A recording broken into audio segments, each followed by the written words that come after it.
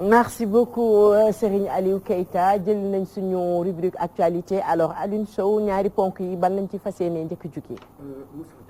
Moustapha Diakhaté. Moustapha Diakhaté dafa nekkoon ak Macky Sall. ci PDS ak Abdoulaye Wade. bi mu nekkee ak Macky Sall ci PDS di liggéeyal Abdoulaye Wade. 2008. jot Macky Sall am problème. ak Abdoulaye Wade. ñu dàq ko. Moustapha Diakhaté mu ne lii Macky Sall di daj du dëgg du yoon. àndu ci ak Abdoulaye Wade c'est un complot boo xam ne moom du ci dugg moom ak beneen leader bu tudd Moustapha Cissé Lo. Mbaye Ndiaye aussi entre autres biñ ko dàqee comme ci Macky Sall la àndal. ñu ne ko kon yow tamit bu la neexee dem sa yoon. te boo ko deful sax ñun danañ ko def ci lañ leen dàq ñoom ñëpp ca PDS. mu ànd ak Macky Sall ne léegi dafay créer un parti politique ak kookee doon tey président de la République. ak ñeneen ñi nga cité comme Mbaye Ndiaye entre autres Moustapha Cissé Lo. mu doon nit koo xam ne ci gis-gis dafa doon nit koo xam ne nit bu bañ injustice la. nit bu am liberté de ton la. nit boo xam ne la dégg nga maam fu ko neex. ci wàllum politique des fois mun na fa fële. ndax à un moment donné biñ leen dàqee ba ñu créer seen parti politique ba Macky Sall yàlla indi ko ci nguur gi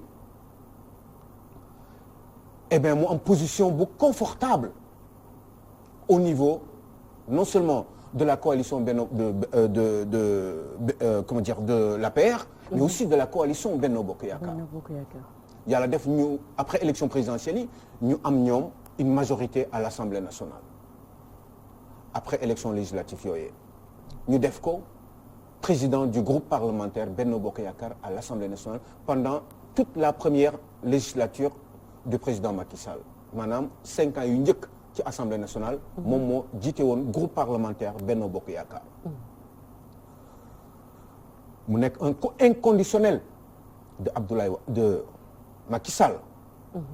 kenn du laal kenn du jege Macky Sall ku wax ci Macky Sall safaan mu taxaw ci kanamam di ko défendre bec et ongle. yàlla def ni élection mandat député yi jeex élection législative amaat. Macky Sall amaat une majorité à l'Assemblée nationale Fabel. waaye jëlee ko ci groupe parlementaire boobu. bi mu ko fa jëlee daf ko def chef de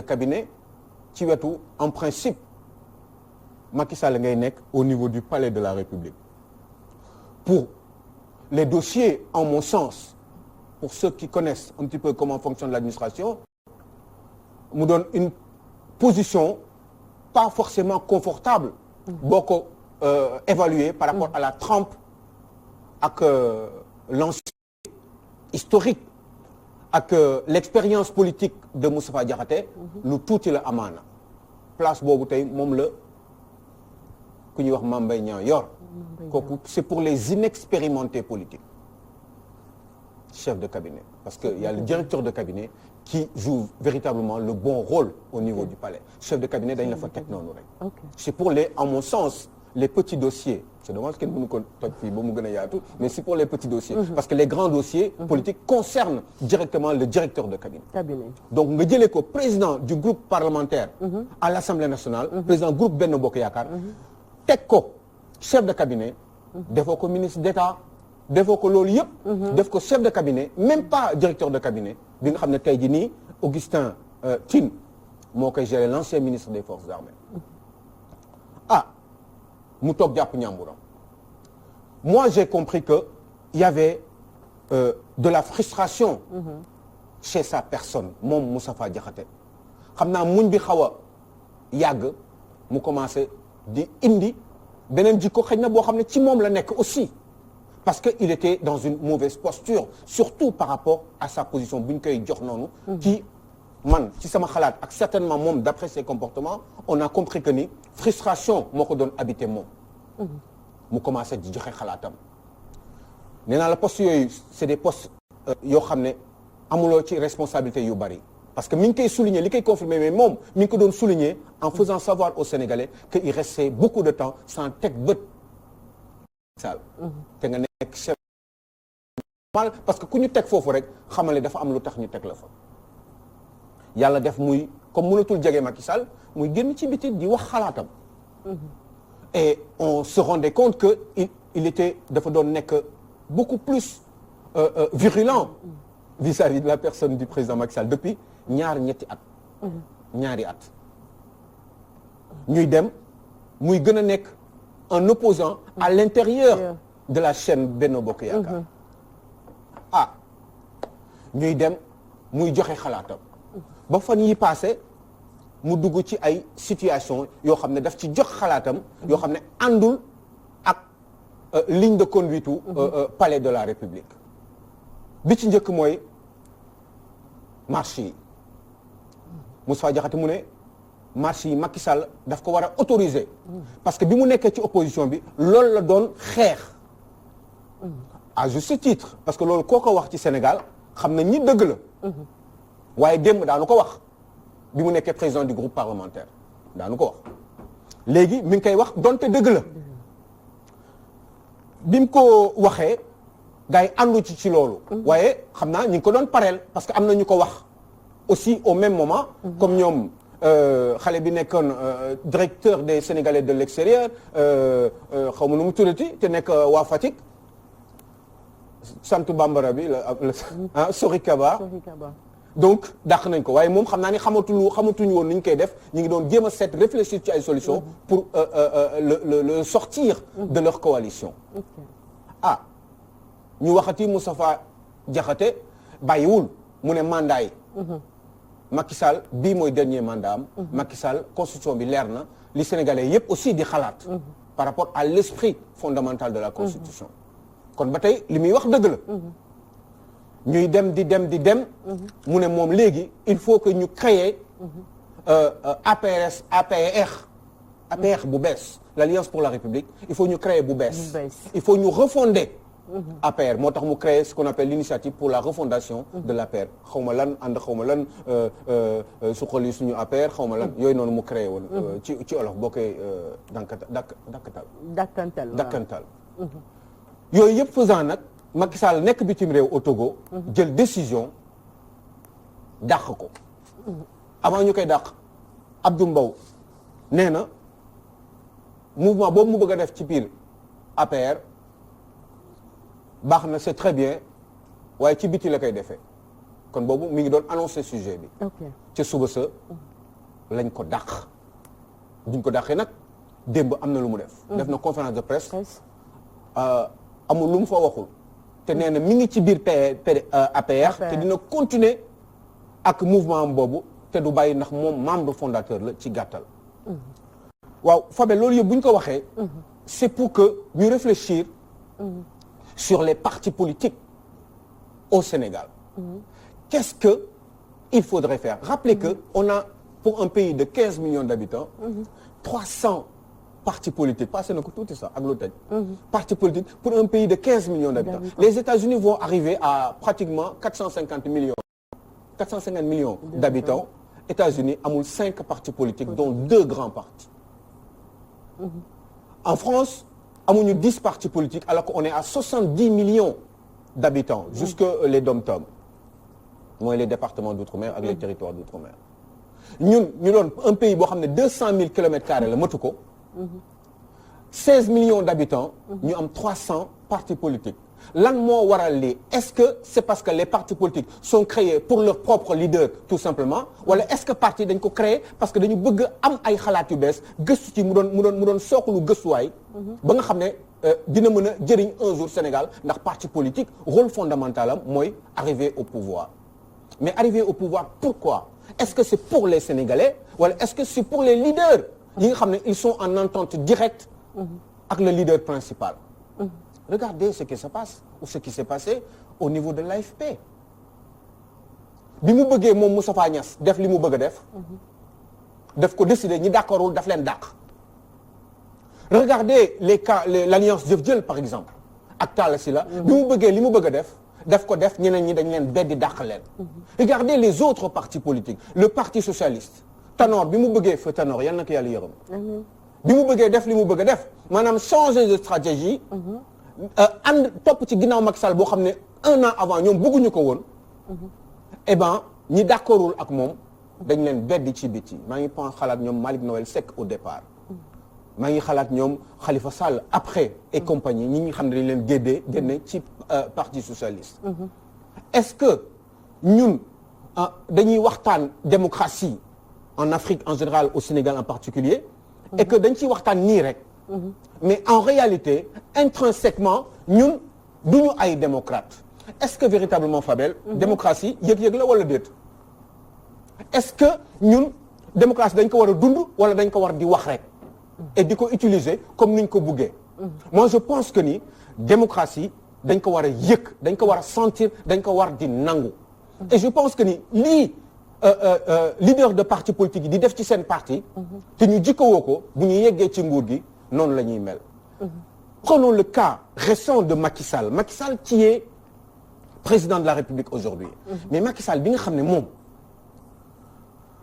bi mu nekkee biir parti démocratique sénégalais mais Macky Sall dafa am lu mu dund mais Macky Sall dafa dund ay humiliation mais Macky Sall ñàkk wax xalaatam ak humiliation yi mu subir ak injustice yi mu subir loolu moo tax ñu dàq ko PDS waaw Macky Sall bu ñëwee ci biir nguur jiite parti yàlla def ko ñu élié ko président de la République est-ce que expérience bi mu dundoon mauvaise expérience bi mu dundoon waru ko jëriñ pour mu avancer loo démocratie Sénégal mais avancer loo ko comment en acceptant li nga xam ni moom la doon bañ injustice yi nga xam ne moom la doon bañ ci biir parti démocratique sénégalais son parti précédent moom bu ñëwee ba créer parti est-ce que loolu waru ko servir d'expérience pour mu moytu moytu dëgg la mais mi ngi expliquer tamit ne mënul bàyyi heure bu ñu bëggee marche rek marche joxe na exemple comme France fii mënuñu bàyyi heure bu ñu bëggee marche rek marche et fi ñuy marché biir ville nit ñi xam ne dañuy dem di liggéeyi di dem di ñëw ñu bañ leen a empêcher mën a empêcher lu bari ci ñi war a xëy def ci seen i soxla ak yooyu loolu defe naa expliquer woon na ko ci bi nga xamante ne mi ngi def message à la nation bi. mais loolu xëy na dëgg la du dëgg. loolu logique na wala logiqueul comme idée. loolu mun nañ ci waxtaan. waaye loolu moom bi mu nekkee dans l'opposition. moom contraire bi la doon défendre. moom bi mu nekkee dans l'opposition. gars yi di bëgg di dem marche. ci biir centre-ville. ba arrêté Ousmane Ngom génn. moment boobu moom loolu daf ko doon xeex.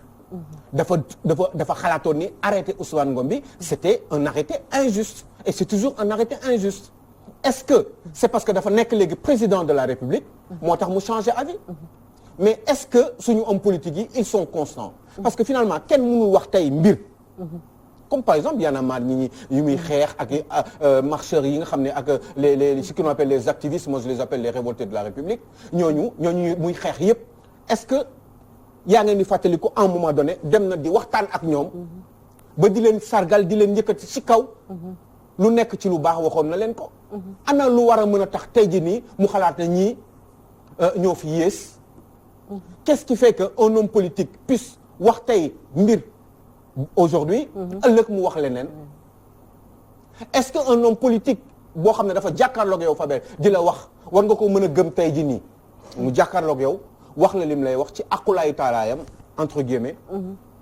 est-ce que war nga mën a yow ne kii li muy wax dëgg la est-ce que am nga droit à un moment donné dans ces cas-là am ay doute ci kii li muy wax ci l'homme politique donc je crois que ci yu demee nii dafa mel ni dañu nekk dans un pays de perdition et je pense que ni ñun en Afrique en général on n'a pas de maturité amuñu maturité pour assumer véritablement une vraie démocratie.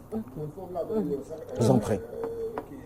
Aliou Sow damay retourner un peu ci Moustapha Diakhaté dégg nga parce que dafa ubbi benn kii boîte de Pandore. voilà boo xam dafa yaatu luñ ci mën a wax mais man damay ñëwaat un peu ci Moustapha Diakhaté mais dëgg la xam nga nit boo xam ne yàggoon na ci yow nit da ngay maanaam da ngay am kóllëre waaye malheureusement en politique kóllëre xew fa politique surtout politique u Sénégal kóllëre moo ci amul da ngay gis léegi nit koo xam ne yéen ñii yéen a doon xeex fële tey jii nga gis affaire ba changé kii aw na le kii aw na le waaye li ñuy laaj suñu homme politique yi mooy que maanaam dem nañu ba saltel politicien fii Sénégal absolument léegi politicien jaratul dara kaddu politicien parce que nit kaddu la am kaddu politicien fii Sénégal moo amatul benn njëriñ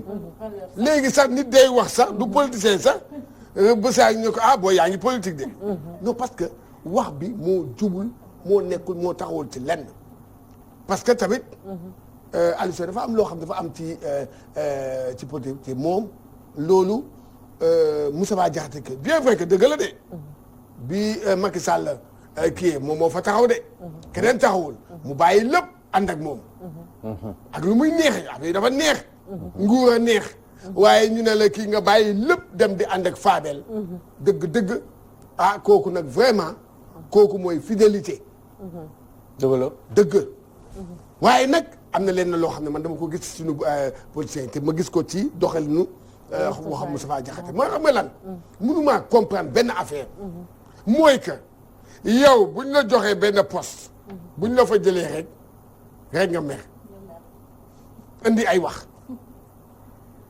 maa ngi woon bii ñu jëlee la foofu rek yow ce qui veut dire yow foofu ñu la jëlee yow waru ñu la faa jëlee yóbbu la feneen tant que nga bañoon wax parce que xam nga ni waaw su waxee am na ay conséquences voilà yu la ci war a temps yi nga nekk foofu bi ngay nekk foofu nekk ministre wala nekk premier ministre wala nekk nangam nekk nii nga doon def loo xam ne tey ji yow nga génn bëgg a wax ne dara baaxul te yaa ngi woon ci biir bi ngay nekk ci biir da nga ne woon lépp baax na dëgg la non loolu il faut policiers yi tam di bàyyi loolu bare nañu nag du moom kese bare nañu foofu ñoo xam ne loolu lañ ci nekkee mooy que tey jii bu ñu laalee seen intérêt rek gis nañu seen bopp loolu moom mooy nekk loo xam ne kii beneen affaire bi Aliou Sow gis nga fii Aliou Sow dañu waxante ne benn parti xam nga fi parti lan moo fi am parti maa moom moo fi am amul parti bu structuré comme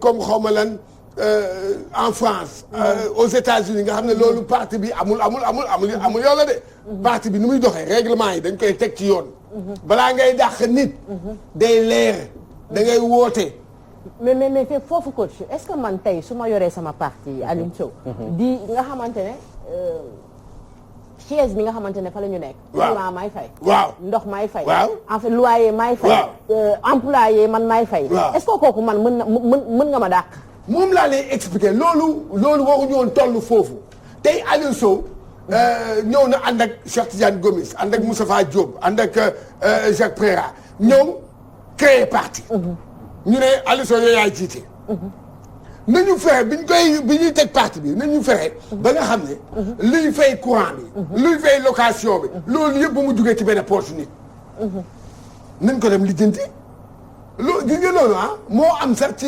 sport club yëpp benn nit moo fay bu di bummi loolu moo jaadul parce que man naa ngi rappelé dégg nga Ablaye Wade temps kii bi siège bi mu ngi nekkoon fii Colobane mu ne chaise yi samay chaise la table bi samay table la xam nga yooyu mais il a dit vrai aussi waaw mais non mais c'est que dama ne wax nga dëgg waaye du noonu la parti di doxee parti du doxee noonu parti dafa am ay règlement yoo xam ne dañ ko teg yow mi dañ la fa fal boo bëggee jël décision da ngay woote toog leen dafa am comité exécutif ou bien bureau national ou bien yaa xam waaye mais benn noyé la bu ñuy fal foofu. ñooñu ñooy décider. naa tey Aliou Sow de def na benn sortie contre kii bi. Aliou Sow bon leen acca conseil de discipline bi. ñun acca nañ ko yóbbu foofu. mu dem expliquer wu foofu. gars yi xool naan ne def seen rapport joxe. gars yi toog waxtaan ci. ne dëgg nag kii jalgati na. acca nañ leen def nii. mais man dama ne loolu moom moo jaadu. looloo jaadu. loolu tant que suñu parti yi yow li nga wax ni dëgg la on n'est pas mature en politique. Afrique moo demee noonu. Afrique booy xool yëpp parti yëpp benn nit a ko moom mooy bundi kon nag tant que ñu ngi demee noonu. Sénégal gis nga noonu la et puis xam nga grave gis nga noonu mooy dem nag ba nga nekk nga boo faloo. doxalin bi nga doon doxalee waa ci sa parti. moom ngay dem doxalee bés boo nekkee président de la République. alors que foofu. mais déedéet di yow yaay fay quoi. Macky Sall mooy fay quoi ci xaalisam Macky Sall mooy fay carburant suñu xaalis la alors kon nag noonu la waaye nag ñoom bu ñu demee ba ca kaw nekk président dañuy mel ni ñoom ñoo moom xaalis ba day mel ni ñoom ñoo moom nit ñi. loolu moo jaaduwul ci li nga xam ne li moom mooy politicien Sénégal. je pense que ñun du ñu ay démocrate. c'est vrai je pense que du démocratie yëg-yëg la da nga koy nangu. da ngay démocratie da nga war di kontaan booy gagné. waaw di kontaan booy perte. mais c'est ça parce que da ngay xalaat ni toujours intérêt population yi ñoo ne war a nekk en priorité. te population yi lu ñu décider loolu la. même bu fekkee ni lu ñu décider baaxul il faudrait que la démocratie doit être subie des fois. il faut nga koy subir. di ko nangu même bu lay metti mais en Afrique c'est pas bon quand vous gagnez. Eh bien, tout va bien, vous êtes des grands démocrates, mais quand vous perdez, eh bien, vous ne pouvez plus supporter cette forme de démocratie-là et vous essayez de faire du colmatage pour essayer de changer mbir yi toujours en votre faveur. Et c'est ça qui n'est pas bien, Fabel. Il faudrait que ñu am yëg-yëg, il faut que ñu mët, il faut ñu góorgóorlu. C'est Afrique laay gis nit am benn mandat, ñu ne dañ koy jox par force beneen mandat. Afrique ngay gis nit. doon président de la République. gagné mandat am droit am deuxième mandat. ñu ne kii def liggéey na bu baax. soi-disant aux yeux de la majorité de la population. comme léegi kii liggéey na bu baax il faut ñu jox ko forcément un deuxième mandat. alors que wala mu jox ko boppam rek. alors que sax mais dans ces cas-là mais Fabel juste cet élément rek dans ces cas-là mais Fabel yow mën nga nekk président de la République. nga liggéey bu rafet. waaye élection ñëw.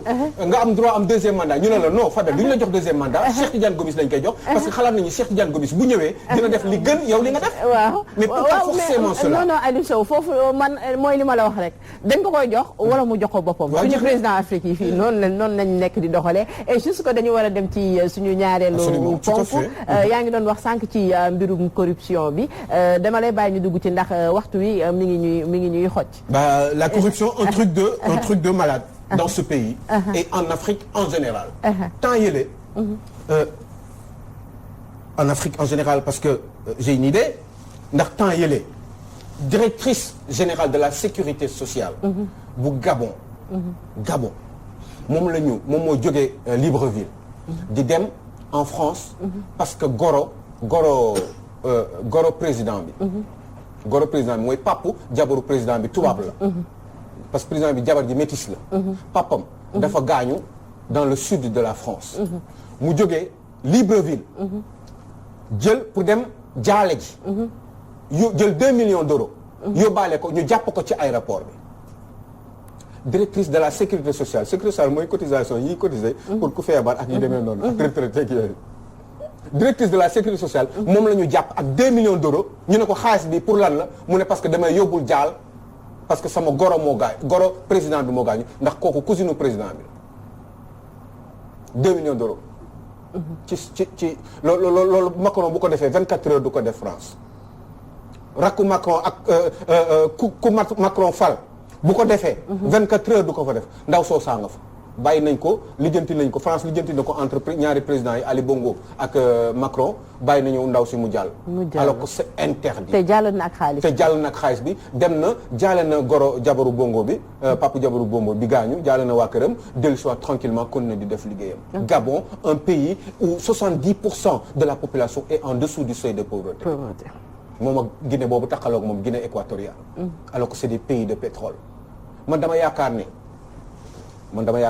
gars yi dañ soxor si on revient dans ce pays au Sénégal nga xool borom alal yii yëpp da nga naan ñii fan la ñu jëlee seeni milliards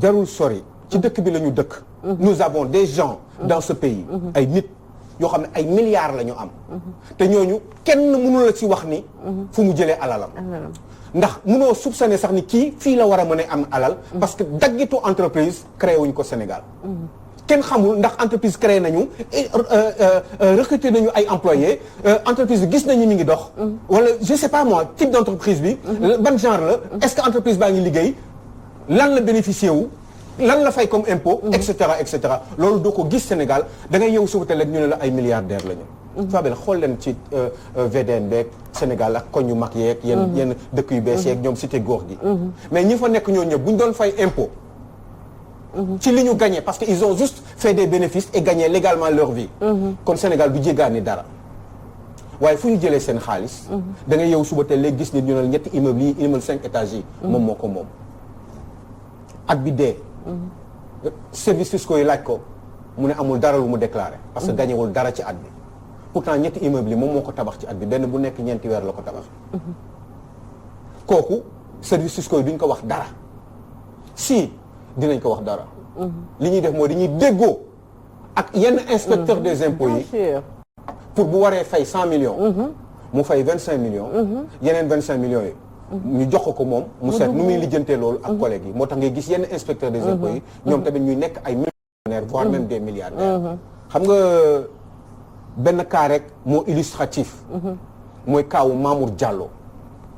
Mamour Diallo gisoon nañu li mu doon def biir Louga parce que corruption la ñuy wax mënuñu tudd ñëpp gisoon nañu li mu doon def Louga millions yi mu doon sànni ci coopérative yeeg femmes yeeg yooyu femmes yi appareil parce que soi-disant dafa bëggoon mairie Louga bi on voit des gens comme Moustapha Diop on se dit mais ces gens-là fan la ñu jëlee seen alal on voit des gens qui sont dans ce pays yoo xam ne ils ne sont plus dans le milieu politique mais pourtant ils continuent à vivre confortablement alors que mosuñu liggéey ça fait 10 ans qu'ils sont dans l'opposition mais c'est normal parce que dañu denc parce que li ñu denc moo bari on voit des ministres de la République yoo xam ne ci ancien temps bi la ñu nekkoon yor toujours ay alal yu dul jeex on voit des ministres qui sont au pouvoir en ce moment avec Macky Sall qui n'avaient pas d'argent et qui sont devenus extrêmement riches waaw loolu est-ce que Sénégalais yi dañ ko war continuer di ko nangu wala Sénégalais yi ñu war a continuer croiser les bras pendant que benn xale mi ngi fële dafa ne juste rek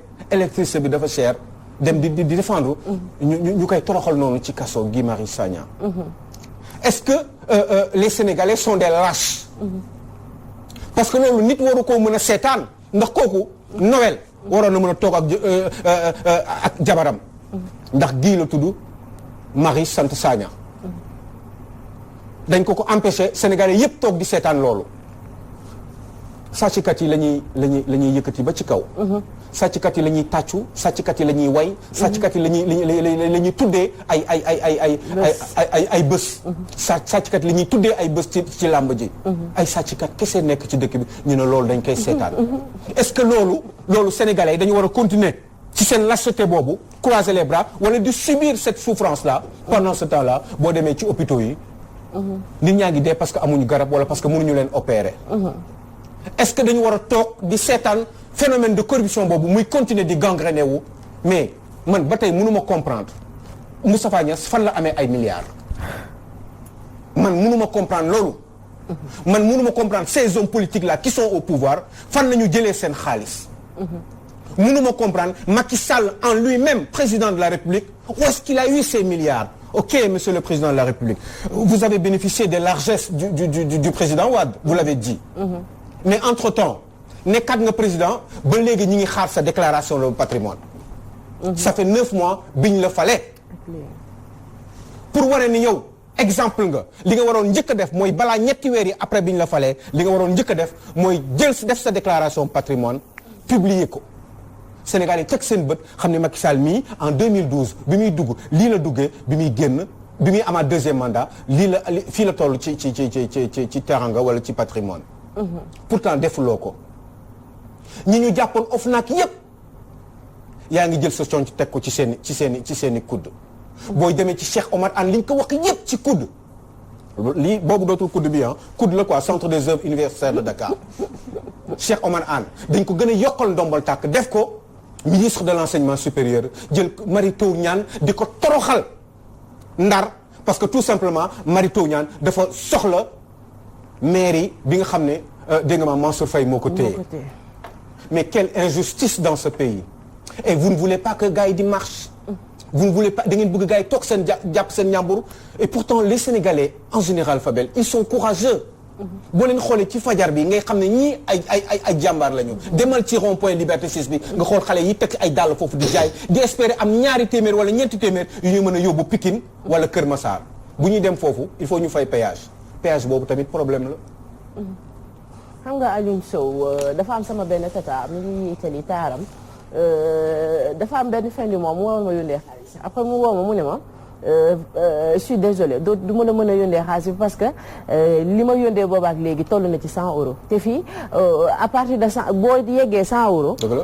dootoo mën a envoyé waat. lu leer nga wax lu dul mois prochain. Alors coach. fii boo doon jëlee fii ay milliards di ko yóbbu Europe en fait mooy personne ne te amoo benn contrôle kenn du la contrôler mën nga fi jëlee xaalis bu la neex yóbbu ko Europe mais Europe à partir de 100 euros ñu commencé la contrôler yow mais est-ce que xam nga ne kon ñun liggéeyuñu président Macky Sall dama ko dégg mu wax benn affaire ci affaire troisième mandat bi ci déclaration à la nation bi nan la mënee wax du ci mën a tontu parce que su nee waaw ñi day arrêté ñi ànd ak moom dootuñu liggéey su nee déet nangam mais ñi ànd ak moom lan lañ ko toppee kon. mais Fabel. foofu dafa joxe réponse boo xam ne. loolu laa lay wax. waaw loolu wax boobu. day wane ne. que corruption am na fi. parce que xam nga.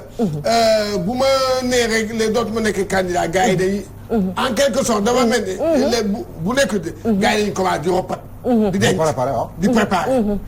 gis nga lenn moo am ci corruption. tant que impunité mu ngi am. corruption day yomb. man mun naa ñëw corrompre Alioune Sow. ñii ñu jàpp ma dem. président bi ñëw kii ma bàyyi ma kenn Abdou Moudia xool li xew Gabon. yow kii mu ngi génnee somme boobu.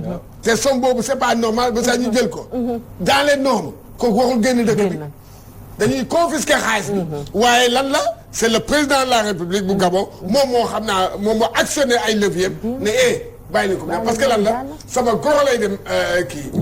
jaale caabi corruption bi gis nga mooy loolu amul gis nga booy jiiti. booy jiiti amul kii sama mag la kii sama rakk la kii sama yaay la kii sama papa la. ñëpp nañu topp ci loi wu kii. Macky Sall waxoon na gis nga man Macky Sall dafa newoon ba sax mu ne. en tout cas daal man mii du ma fi protéger kenn waxoon na ko.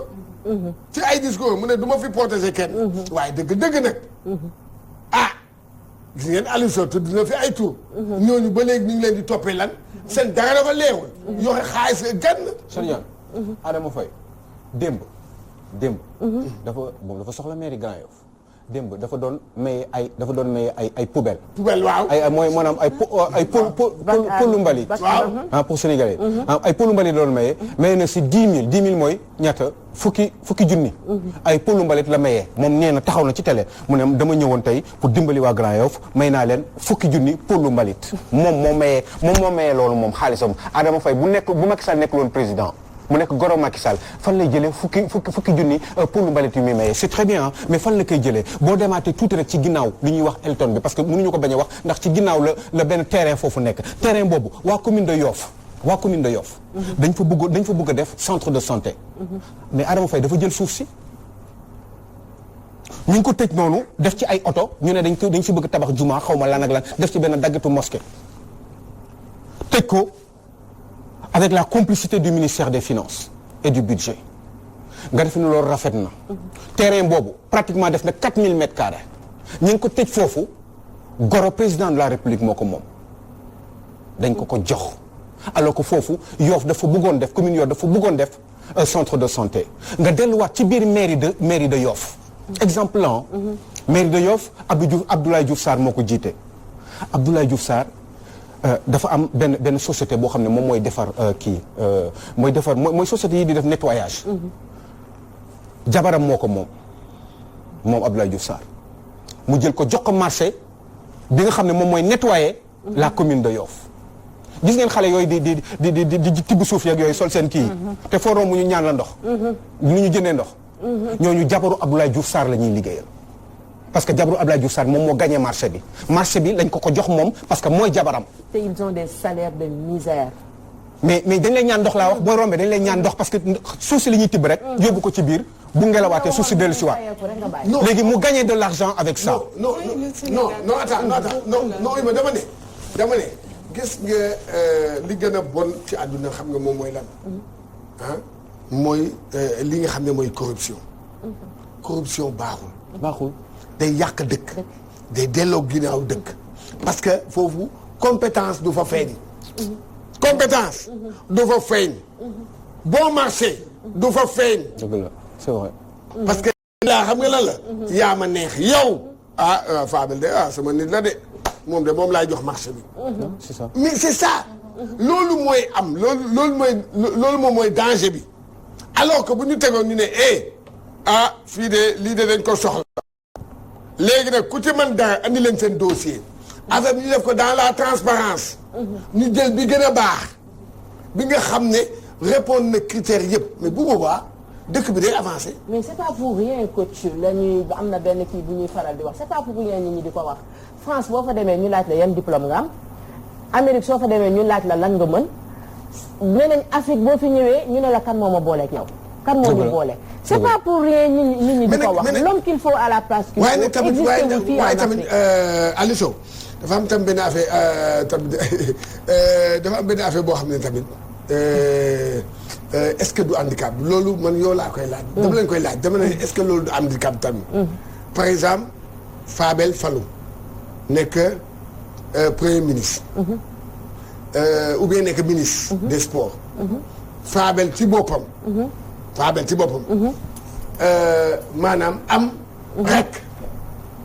wala mag bi Fabel maanaam soxla dara ci ministère lépp lu kii mais léegi te avant Fabel di fallu. dégg nga avant muy fallu. rek ji mu ngi liggéey ci domaine boobu. waa léegi Fabel bu demee boo fallu. kon xanaa li ne rek jëlee nag moom liggéey boobu da koy bàyyi. c'est une question que je pose. mais xam nga turu entreprise la ñuy juge. entreprise booy def say dépôt. entreprise bi ngay déposé. Fabel la ko moom ak Fatou Diouf Faye wala kan wala Suguna wala yooyu. loolu ñun suñu yoon nekku ci. li ñu intéressé mooy turu entreprise bi. entreprise sangam moo déposé est-ce que c'est le mieux disant waaw wala déet. moom laa lay wax non. bu fekkee ne c'est le mieux disant mu tombé ci Fabel. parce que Fabel rakk premier ministre la. mais c'est tant mieux mais il faudrait que kayit yi mu leeral ko. merci ba pare avis bi ñu génne ko teg ko. merci ci ay tableau Sénégal yëpp teg ci seen bët ñu xam ne lii tax ñu jox ko Fabel c'est pas parce que rakku premier ministre la mais c'est parce que moom offre am moo gën a intérêt par rapport ak l'état du Sénégal tout simplement ci wàllum cherté ci wàllum qualité ci wàllum liggéey ñoom ñoo xam profil de qualité yi ñuy teg lan la est-ce que méngoon na bu Fabel la gën a méngoon waaw wala déet c'est simple bu fekkee ne moom la bu nekkee rakku premier ministre loolu amul problème moom la li nag ci entendement gi nga loolu entendement sénégalais la mooy xam li ñuy wax dañu naan kii de rek ko Aliou Sow la. rek ko Aliou Sow la de non rek ko Aliou Sow la. mentalité boobu je pense que la ñu war a teg de côté. waaw bien vrai que tamit voilà moom laa doon wax fi dama ne compétence. dañu war a jël compétence. teg ko ci table bi. transparence mooy maanaam Fatou Faye.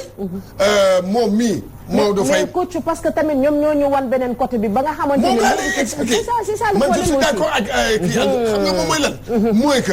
il faut que mu am transparence gis nga bu amee transparence rek amul benn problème bu boobaa dinañ daal waaye lu mu am transparence dama ne Aliou Sow ça c'est le Sénégal fi muy gisee la non xam nga l'être humain en lui-même waaw il est par essence corrompu et corruptible l'être humain nit quoi boo gisee du koy def c'est parce que sanction yi moo tax muy ragal il faut pas c'est pas parce que tubaab bi duñu corrompre wala yu demee noonu mais c'est que li leen ciy fekk mooy tax ñuy ragal duñ ko def gis nga yaa ngi waxu 100 euros sànq Fabel gis nga en France par exemple boo nekkee ministre de la République boo demee à l'étranger dem benn voyage ñu may la cadeau bi bu dépassé 100 euros da nga koy yóbbu administration moo ko moom trésor moo ko moom cadeau bi ñu lay jox bu dépassé 100 euros fii ñaata ministre ñoo dem ñu leen di may ay $100,000 ànd ak Ablaye Wade si maa ko wax ñaata ministre ñoo dem ñu leen di may ànd ak Ablaye Wade buur yi di leen may ay $100,000 rek $500,000. ñu ñoo bari xaalis. dëgg la c'est vrai waaw. li ma wax du dañ. non dafa am. yaa ngi dégg donc fële en France $100 bu ñu la ko joxee bu ko dépassé cadeau bi da nga koy yóbbu trésor public.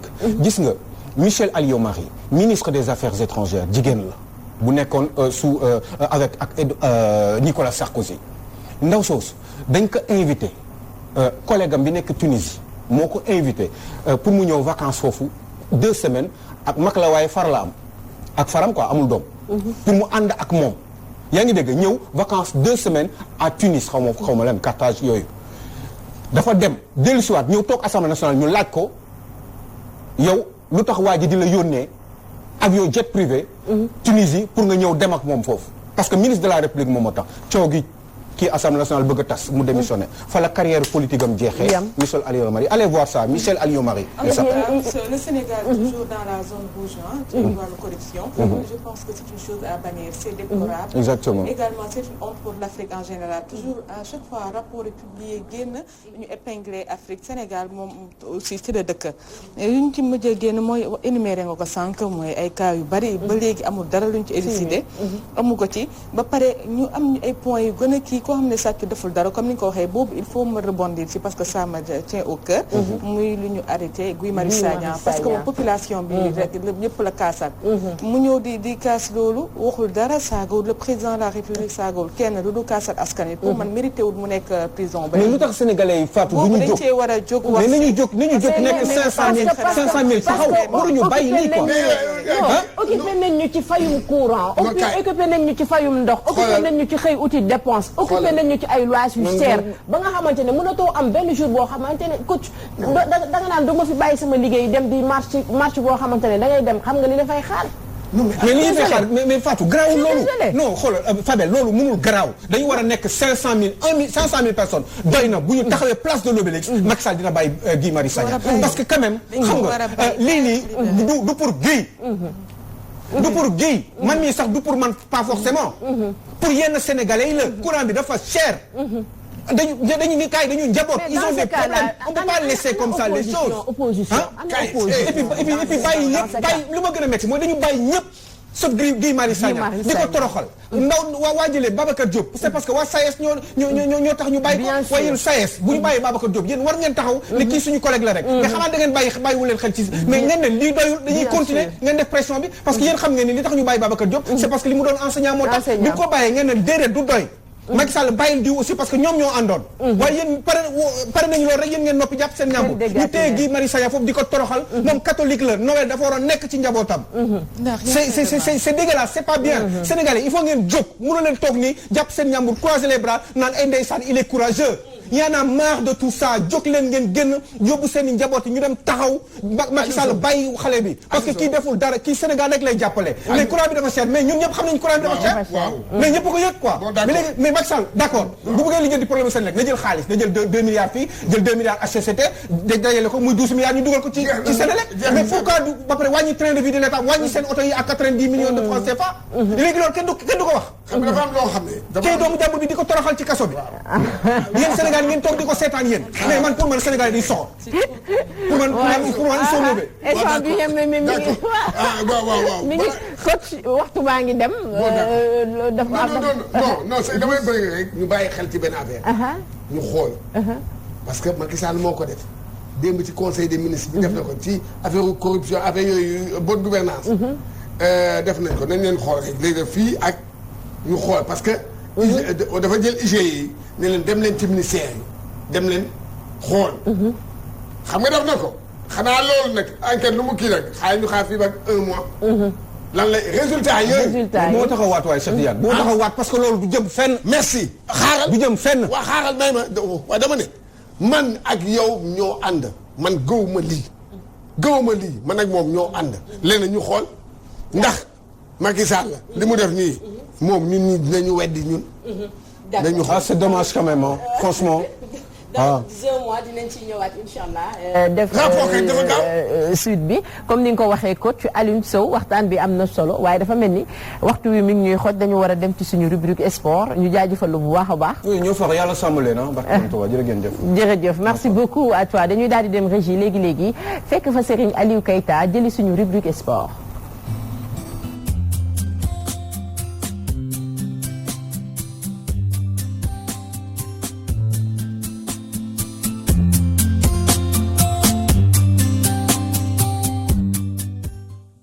alors Gomis ca Gagna Fara Ndiago ba ca Paris. ñu dem ci suñu rubrique sport. waaw foofu nag ba léegi dañuy desandi ci politique. parce que xam nga maire yi.